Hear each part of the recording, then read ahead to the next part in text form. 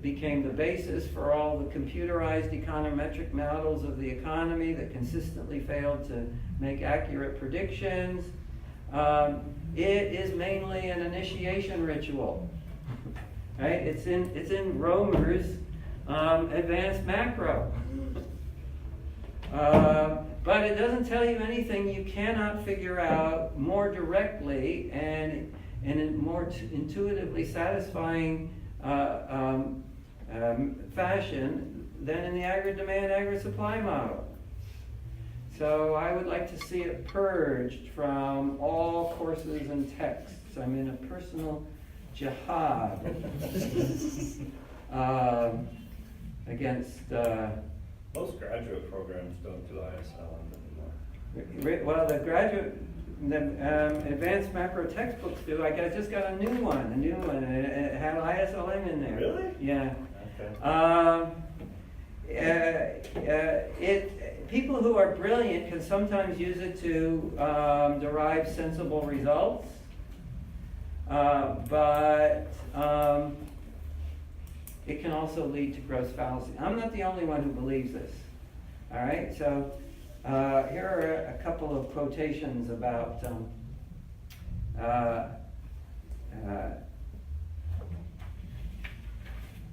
ISLM.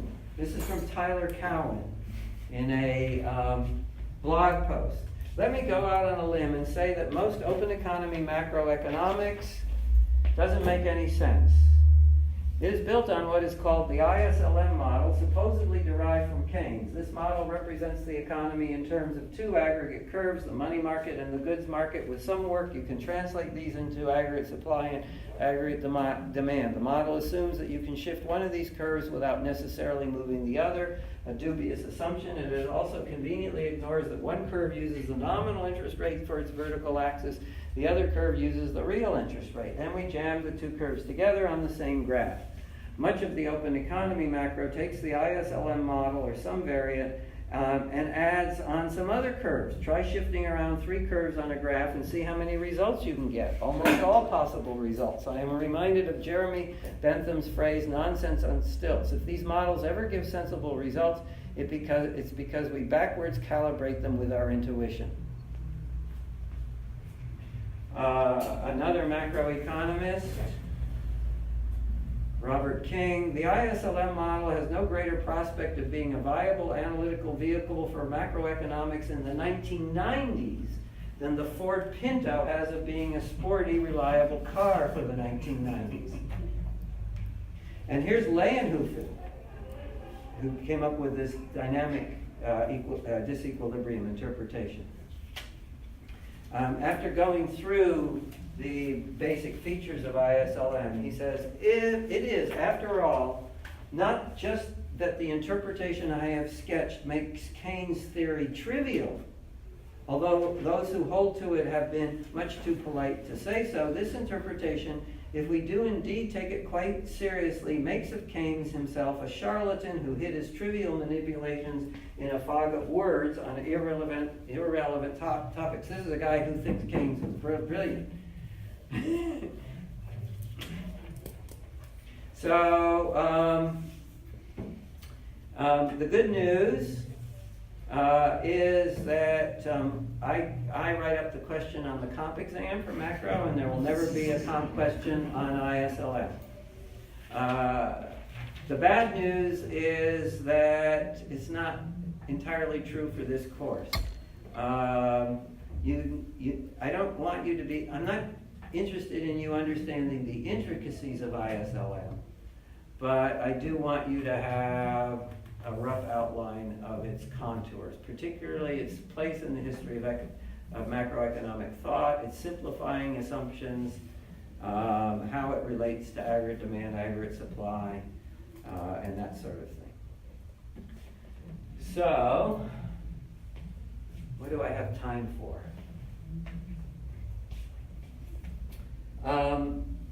With that as background, let's start to develop aggregate demand, aggregate supply in a systematic way. All right, and aggregate demand, aggregate supply is looking at the market for commodities. All right? The market for final goods and services. That's the market that's being graphed in aggregate demand, aggregate supply. And the great thing about aggregate demand, aggregate supply is it has a lot of overlap with regular demand, regular supply. So just as you put the price of a good or service in regular demand and regular supply, here you put the price level, or if you wanted to be really precise, you should be putting the GDP deflator there. And just as you put the quantity per unit time on the horizontal axis, you put the total quantity per unit time of final goods and services, which is real GDP, on the horizontal axis. And fortunately, the aggregate demand curve slopes downward like a regular demand curve. Now, here is where we hit, and I can say that this aggregate demand represents the demand for C plus I plus G plus NX. Right? By the way, it's in developing this model, it's artificial working with one curve at a time, because it doesn't, the pieces have to fit together, but that's the only way I can develop. So I'm going to go through, Justin is going to go through each curve and first explain its slope and then explain why it shifts. All right, so it's easy to understand why regular demand curves shift downward because of the substitution effect, right? As the price of one particular good falls and the price of everything else remains constant, people will buy more. But how can people be price level sensitive, right? How can they buy more of everything if the price level is falling? And the answer to that is you can't say it's because their income goes up, because income is a dependent variable on this, right?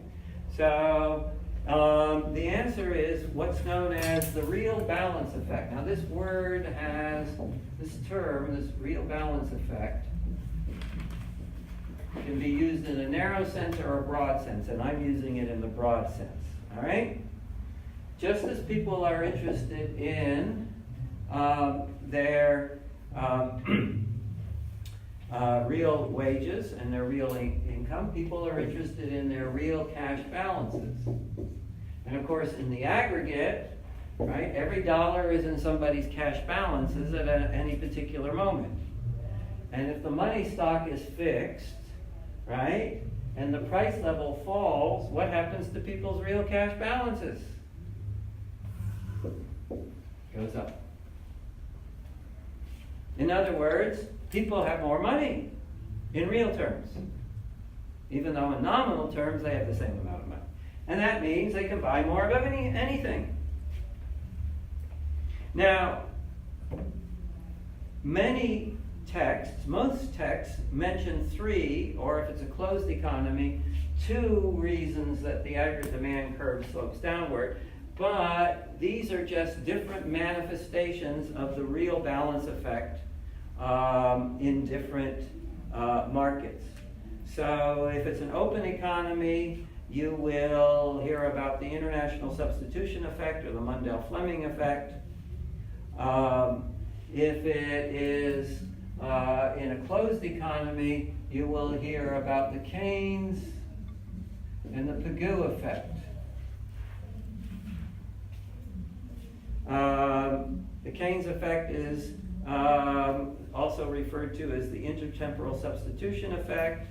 The Pigou effect is also referred to as the wealth effect. These are all, and unfortunately I'm not going to have time to demonstrate this, these are all just different manifestations of the real balance effect, broadly conceived.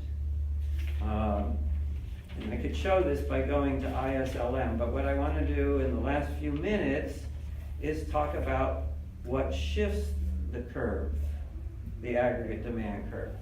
And notice I'm doing the static version. And there are only two things that shift the aggregate demand curve. Changes in the money stock and changes in velocity, which means changes in the demand for money. Right?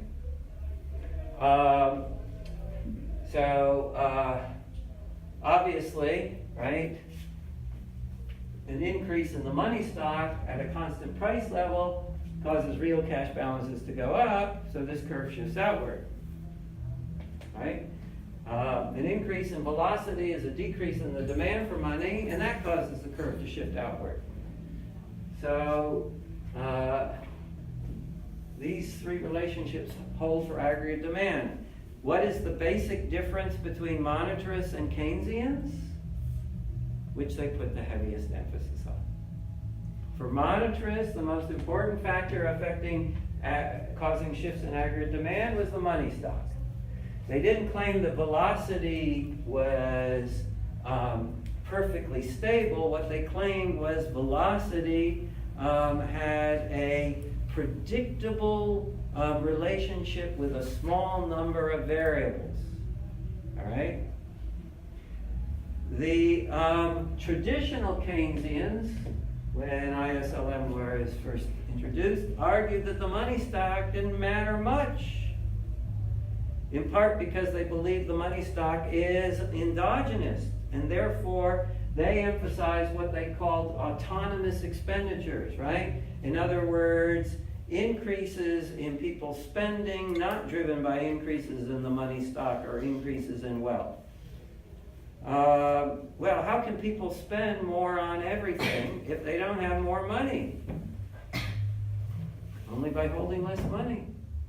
So, although it took a long time for Keynesians to come around and admit this and realize it, the Keynesian concept of autonomous expenditures is exactly the same thing as the monetarist concept of velocity. They are just two different words for the same concept. And be done in 2 minutes. All right? What the Keynesians argued is that velocity is not perfectly stable. In fact, velocity is not even, does not even have a predictable relationship with a small number of variables. It is erratic. It is driven, to use Keynes' exact words, by animal spirits. And therefore, in the market economy, velocity is highly volatile as a result of private spending. So private spending creates volatile velocity, which creates volatility in aggregate demand. And the way you could solve that is with offsetting government spending. But it had to be government spending of a particular type. It couldn't be government spending that was financed by taxes, because that would reduce private spending. You don't want to do that. And it couldn't be government spending financed by an increase in the money stock, because the money stock didn't matter. So it had to be government spending financed by a deficit. And that's where you get the Keynesian justification for counter-cyclical fiscal policy. So when aggregate demand is too low, the government can increase aggregate demand by running a deficit. And when aggregate demand is too high, the government can decrease aggregate demand by reducing the deficit. In other words, the original Keynesian solution to inflation was not monetary control, it was higher taxes. Last time that was tried and didn't work was under Lyndon Johnson.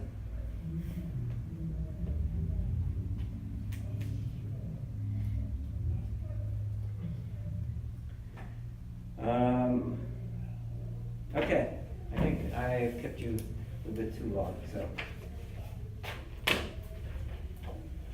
Unless you have a question and you want to stay.